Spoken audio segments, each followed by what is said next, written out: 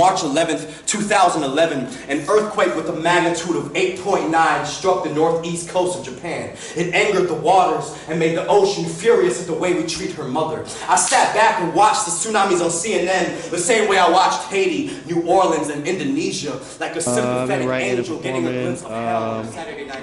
Full-time since I was about 17.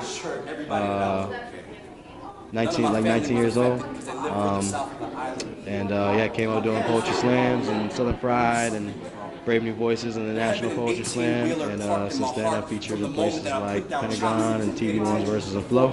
And when speaking about the future, they like to mention the possibility of my son being George Yamazawa III, but honestly, I always hated the name George. It reminds me of some old dead white guy. Being a young, alive Asian boy. I don't think there ever was a moment. I kind of just have always just been trying to be the best poet I could possibly be. And there's never been a moment where I'm like, yo, I'm a poet, I'm doing this, or I've never, there was one moment when I realized that I wasn't a poet, I was an artist. And I think that was when there was a big change for me. When I realized I'm not just a writer, I'm not just a performer, I'm like an artist, and it's all encompassing of all art, and I share the same life as so many other creative minds and artistic people. On countless occasions, I've introduced myself as George, and people would say shit like, what's your real name though?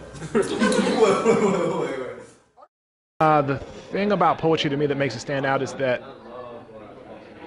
it's just communication. It's whatever it is, it's just good quality communication. It's the same thing as comedy. When comedy is good, comedy can be biting and ironic, and it can even be nuanced, and anything that takes a regular conversation and boils it down to its essence and sort of regurgitates it to an audience. Anything that is the purest form of communication is always going to be something that is effective. I'm glad God gave me to you.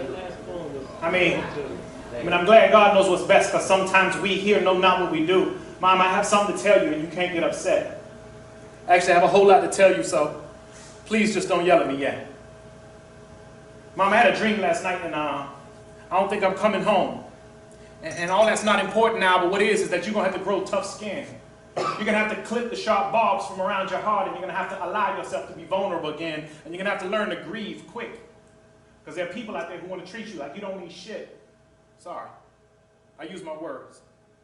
The biggest advice I have for anybody who's trying to do this or trying to get out there and do their dreams, is just to work, man. Like a lot of people think that most of the growth that you do is in front of an audience or it's out there hustling, but just as much growth is done at home with a pen and a pad, and reading and learning your craft, and just writing and writing and writing and writing. Most people don't find their voice for a long time, and that's a big breakthrough, and you're not going to get there until you just write, and you write a lot. It just takes work. It's you that should be encouraging me. And I know you keep telling me one day I'll leave the nest, and we ain't think it'd happen quite like this, huh?